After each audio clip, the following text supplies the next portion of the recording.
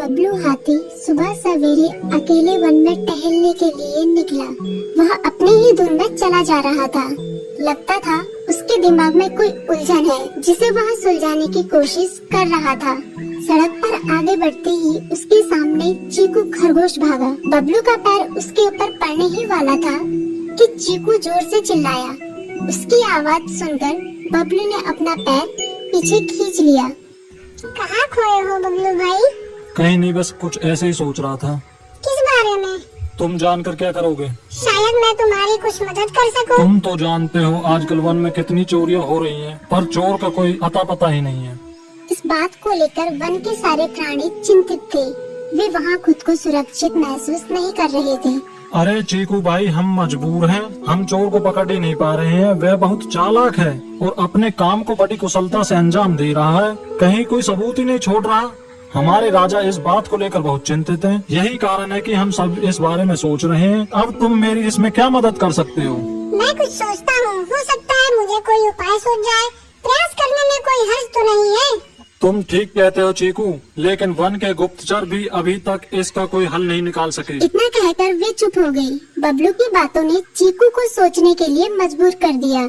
चीकू को उदास देखकर बबलू बोला, तुम अपना मन छोटा मत करो। मुझे अच्छा लगा कि तुमने मेरी परेशानी को समझा। कभी मैं भी इस वन के लिए गुप्तचर का काम करता था। एक बार मेरी टांग टूट जाने से मेरे अंदर फुर्ती नहीं रही। तब से मैंने यह काम छोड़ दिया।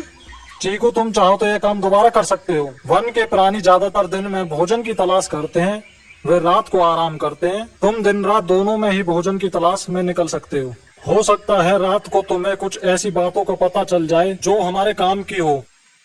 हाँ बबलू, तुम ठीक कहते हो। मैं आज रात को वन में घूमकर इस बात का पता करने की कोशिश करता हूँ।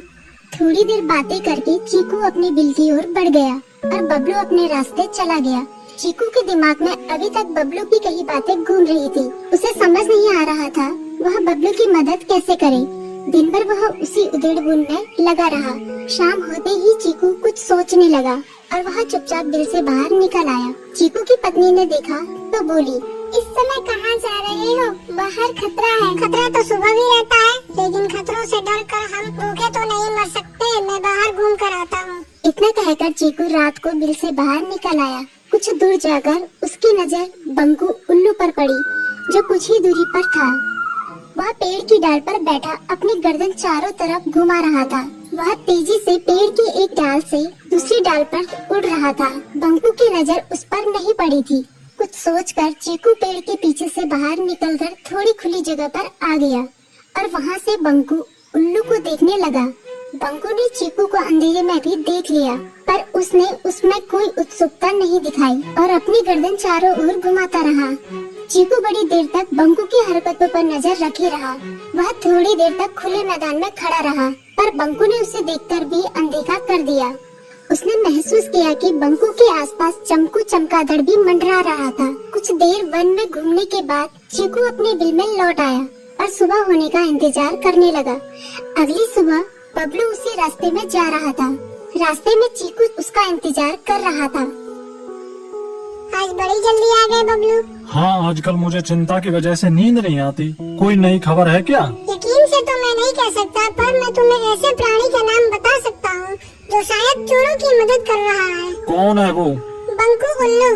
इतना कहकर चीकू ने रात की घटना उसे ज्यों की त्यों सुना दी। इसे सुनकर बबलू का माथा ठनका। बबलू की आंखें चौंधिया गई। तुम ठीक कह रहे हो। मुझे आज रात बंकू और चमकू पर नजर रखनी होगी। इतना कहकर वे दोनों अपने अपने रास्ते चले गए। बबलू रात को अपने साथियों के साथ बंकू पर नजर गड़ाए रहा। उसकी संदिग्ध गतिविधियों को देखकर बबलू ने उसे उसके साथियों चंकी और संकी लोमड़ के साथ पकड़ लिया। बबलू ने सख्ती से पूछताछ करनी शुरू कर दी। तुम इस समय बंकू चमकू के साथ क्या कर रहे हो? हम चारों दोस्त हैं, इसलिए साथ बैठकर बात कर रहे हैं।